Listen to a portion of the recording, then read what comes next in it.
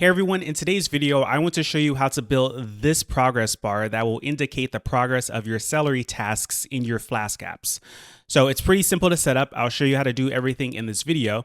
And I just want to mention that if this video isn't enough to set this up for you, or you want to do something more complicated than what I've shown in this video, I have something called the coaching program. You can go to prettyprinted.com/coaching or the link in the description below to learn how I can help you in a one-on-one situation over Zoom with your apps. So if you're interested in that, just go to the link or prettyprinted.com/coaching. So now let's get into building this example progress bar for your Celery tasks in Flask. Okay, so let me start with what I have so far. Right now I have this page that has a button that says start task and a progress bar here. So the button will be used to start the task in the background, and then the progress bar will fill up as the process is running in the background. So I just took the progress bar from the Bootstrap documentation. I used the animated stripes one down here. I just copy and pasted this into my HTML. So it's pretty simple. Oh, I also set the values down to 0, so it has 0 progress. And then what I'll do in this video, of course, is use JavaScript to update those values to show the visible progress of the task. So now let me go over to the code. So this is index.html. I just have a little bit of CSS for the page. I have the start button. I have the progress bar that I copied from the Bootstrap documentation.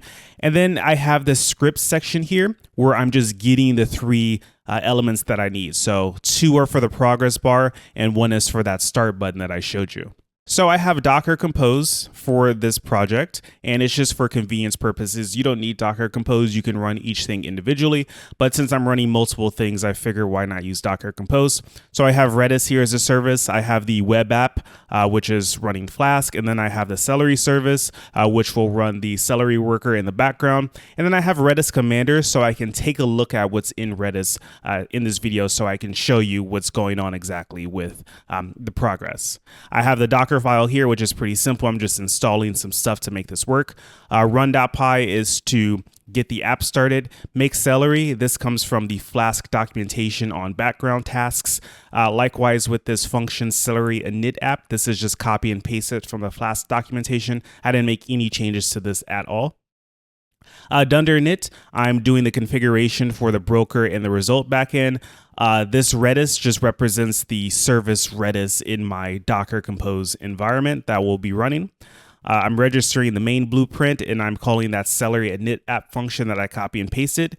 And I have a task here, which will sleep for a certain amount of time, whatever value that I pass in, and it doesn't do anything else, just keeping it simple there. And then I have my view to return the template. So now that I showed you all the code that I have to start with this, the first thing I want to do is I want to be able to trigger the task using this button. So right now this button doesn't do anything. So I want to go over to the HTML, and I want to go to the script section here to add an event listener on that button, so when the user clicks it, the task will be triggered. So I'll take the start button, which I already defined as a variable here, and I'll call add event listener on it, and I'm listening for the click event. And it's going to run a function in response to this click event that I'm going to define here. And the function should have a fetch, right? So fetch is JavaScript's way of sending a request somewhere. So I'm going to call fetch. And the endpoint that I want to call, which I haven't created yet, but I'm going to call it /task/start. And this is going to be a method post. So for the extra arguments here, I'm going to pass method posts. And then that's all I need to do. So this should be enough to call the endpoint. And now let me go ahead and create that endpoint. So in main.route here, I'll call this /task/start. And I'll name the function task start. And here, what I'll do is I will call my task.delay. So .delay makes it run in the background with Celery. And I'll pass in 10 for 10 seconds for the task. And then I'll just return something here, task ID, as task.id, because by calling delay, I can get the task in return. This shouldn't be task ID, this should be task. So I get the task in return, and then I'll be able to pass the task ID to the front end. So the task ID is eventually going to be used to keep track of the task that's running, so I can pull my app to see what the progress is. But for right now, I'm just going to pass it and not use it for anything. So I can add that. and I have the task start in my HTML here. So let me go ahead and try it. I'll refresh the page and just hit the start task button. And if I go back over here, we see I get a 405 error. I just forgot one thing. I need to make this methods equals post because I'm sending a post request. So now let me try that again. I'll hit the start task button again. I go back here. We see a 200, and now I see in the Celery process, it received the task, and it's going to take a few seconds to run because of that delay of 10 seconds with the sleep. And we see here it succeeded in 10 seconds. So the task is done. That's what I see from the task results. So that part is pretty easy, just starting the task. But obviously the point of this video is to get the progress of the task. So what I want to do is I want to set up an endpoint to get the progress, and I also want to change the task to update the progress periodically. So you know what, I'll focus on the task first. So let me go to tasks.py, and to set this up, what I'm going to do is I'm going to add an argument to the decorator here. So share task is the decorator for Celery, and I'm going to add bind equals true. So bind equals true means that the task itself will be passed as an argument to the function here. So by convention, this is called self. And what this allows me to do is it allows me to update the metadata for the task inside of this function as the task is actually running. So what I can do is I can call self.updateState, and I can give it a state value. So I'll call this processing. There are some built-in states like I believe started and success and failed, but you can also define your own. So here I'm defining a state called processing just to represent that the task is currently processing. And then if you want to pass some extra information, you pass a dictionary to the meta argument. And here I just want to pass progress. So what I'm going to do here, because this is the first thing in the task, I'm going to set the progress to 0. And then the idea for the progress is at the appropriate places inside of the function, I can update the progress. So imagine I had a loop and I knew the loop was going to run 10 times. Then each iteration of the loop, I can increase the progress by 10, right? The idea is this is going to go from 0 to 100. So it's going to start off at 0, then 10 for the first iteration, 20, 30, and so on. If I don't have a loop, then I have to just figure out where would be an appropriate place. So for example, with this, I could do something like this, right? So I can copy that, paste it here, and I can put progress as 100 here. Actually, I'll put it as 99. I'll explain that in a second. But basically, because all of the work is done here, I can just go from 0 to 99. But if I want some intermediate progress in the middle, I can do something like this. So I'll divide the duration by 3, and then I'll update the progress by 33% each time. So sleep duration divided by 3, and then I will update this to 66 here, and then finally sleep one more time. Right, so it will take in 10 seconds and it will run each one for 3 seconds and the progress will update for each one. So because I know each code block here takes about 1/3 of the time, I can update the progress by 1/3. Obviously, it depends on what you're doing. You have to decide what the best updates to the progress are, like what the best numbers are. But in this case, I'm just using thirds. So the reason why I put this as 99 is because for the return statement here, I can return results and then have the text, so task is done.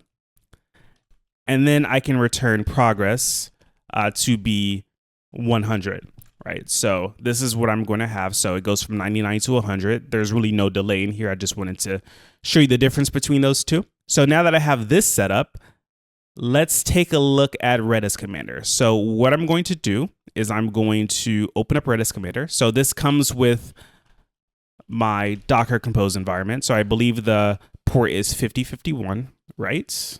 Or maybe not. 8081, that's what it is. So 8081 is the port. And this is Redis Commander. So this just allows me to look inside of my Redis instance. What I'll do is I'll do Docker Compose down just to get rid of everything in Redis right now. And then Docker Compose up just to start fresh. So now if I go back here and refresh, I have nothing. So what I'm going to do is I'm going to start the task, and then I'm going to jump over to Redis Commander, find that task, and then I'm going to see what's happening with the progress. So start task, jump over here, refresh, and we see this task. We see progress 33, 66, and task is done 100. We didn't see 99 because there's virtually no time spent between progress 99 and 100. But we see here the data is stored here in Redis. This number here, C1D9 and so on, that represents the task ID right here. So this is being tracked, and that's what we're updating when we call that self.update state. Notice here the status is success because it was done, and you may have noticed that the status was processing as the task was running. So now let's go back over to views.py. And what I want to do is I want to create a Flask route that will give me the current status and the progress for a given task. So what I can do is I'll define another route. I'll call this task/progress. And this will also be post. And I'll name this task progress. And what I need to do here first is I'm going to send JSON to this from JavaScript. So I'll just call get JSON. I have requests imported already. And what I want to do is I want to get the task inside of this function here. So to do that, I can say task equals, and I can either use the name of the task. So I'll use that here, my task. And then it has a class called async result on it.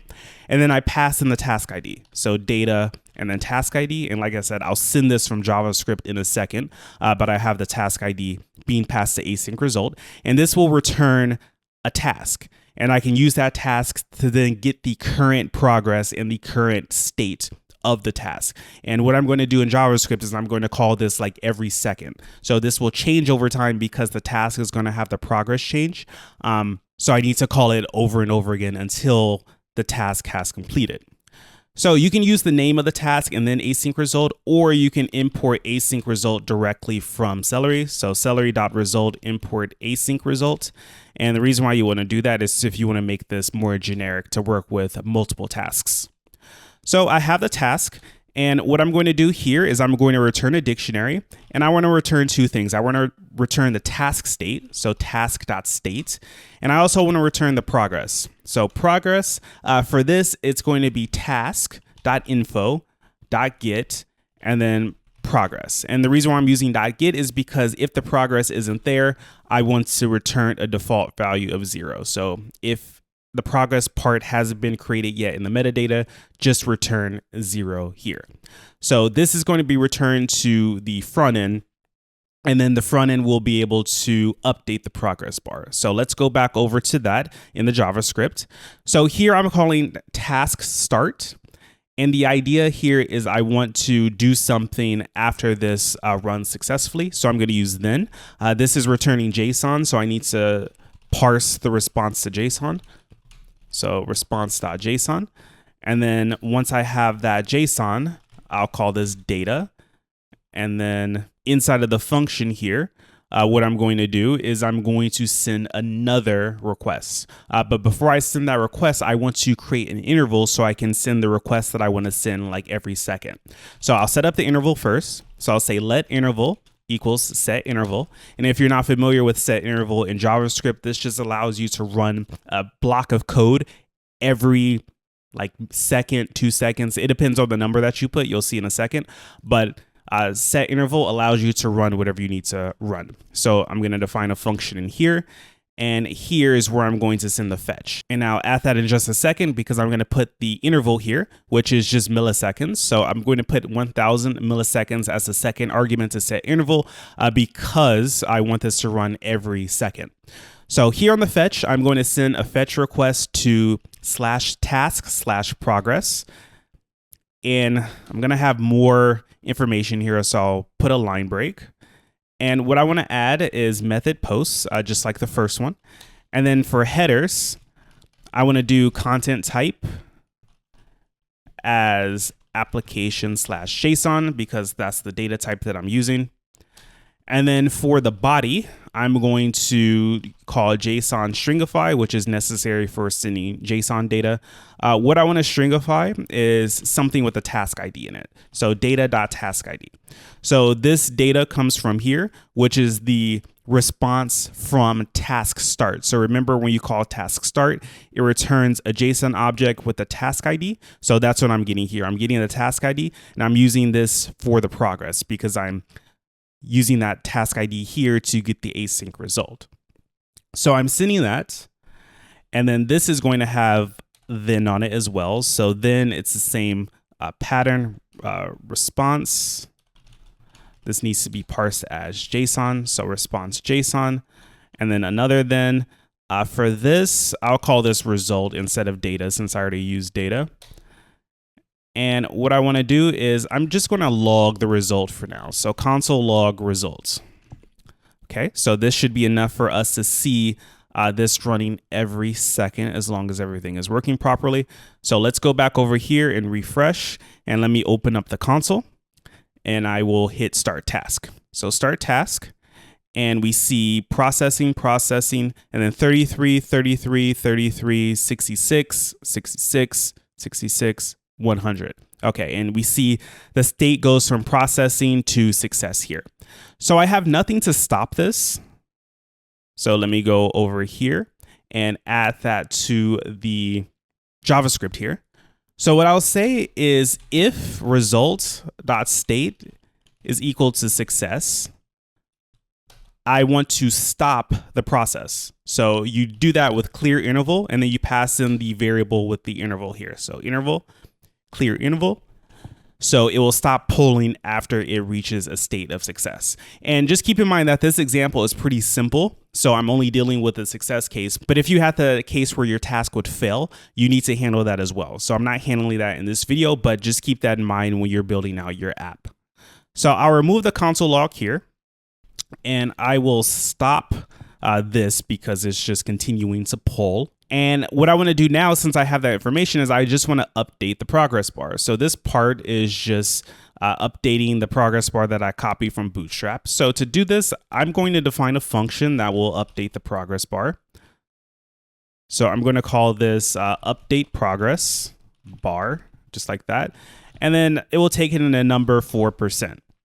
And I'm going to have two special cases, one when the percent is 0 and one when the percent is 100. So I will say if percent is equal to 0, I want to add a class. So progress bar dot classless. Actually, I don't want to add a class here. I want to remove a class. So this is what I'm starting. So I want to add a class when it gets to 100. But when I'm starting the progress bar from 0, I want to make sure that I don't have a particular class. So I'm going to call classless remove. And then the class I'm going to remove is BG success. So BG success will just turn the progress bar green. So I'll remove that, and it's by default blue. Right? And then I'll do an else if here for percent equals 100. And here, this is where I want to add that class. So when the progress bar reaches 100%, I want the progress bar to change color to green. And I do that by adding this BG success class. So add BG success. So those are the special cases when the percent is 0 or 100. Now for all other cases, I just want to update the progress bar. So to do this, I'll take the progress bar variable, and then I'll modify the width of it. So that's how it works here. Like you see the style width is 0%. The width represents how much of the progress bar is taken up. So if I change the width to 50%, that means the progress bar is halfway done. So what I'm going to do is I'm going to say the width is going to be percent plus the percent sign. And then I want to set the ARIA value now to be whatever the percent is. This won't change anything, but it's just good form since this comes with the progress bar. But it doesn't actually do anything functionally for you. So progress set attribute, and the ARIA value now is the attribute. I want to set that to be whatever the percent is. Right? So this function will update my progress bar. So what I want to do is when I first click the button, I want to set the progress bar to 0. So here, when the user clicks on the start button, I'm just going to set that to be 0. So update the progress bar to 0.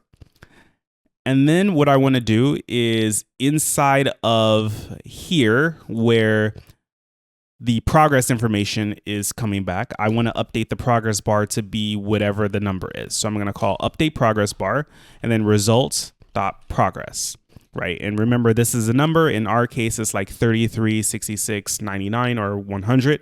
It will take that value and visually update the progress bar. So let's give this a shot. Let's go ahead and start this up. And now let me start the task. And we see it jumps 33%, 66%,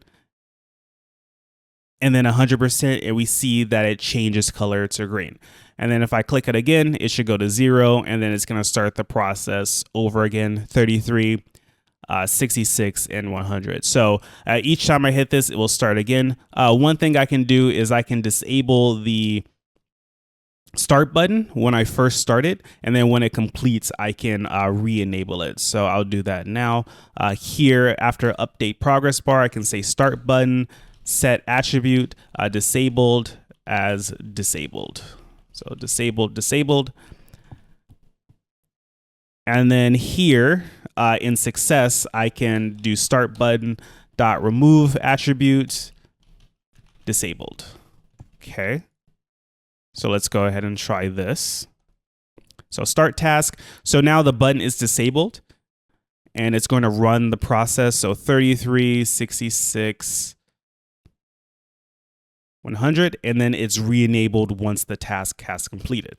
So the idea here is in the success part, you can just do whatever you need to do when the task has finished. So for some people that's updating things on the page. For some that's refreshing. So for example, an easy refresh would be window.location.reload, I believe. You can redirect to another page. You can send another request. Whatever you need to do when the task finishes, you can do inside of this if block. So in this case, I just want to clear the interval out and I want to remove the disable, but this is where you would do your stuff. So for some people, it's like regenerating a list so you can get like a new value.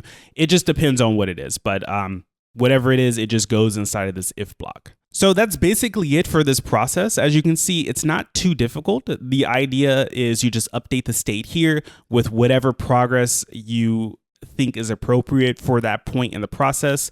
Like I said, if you have a loop, then you would just need to have like a variable for like the current progress so you can increment it, because you can't just set it to like 10 for each iteration of the loop because it will simply stay 10. So you need to update it somehow. So you have to keep track of like the old progress.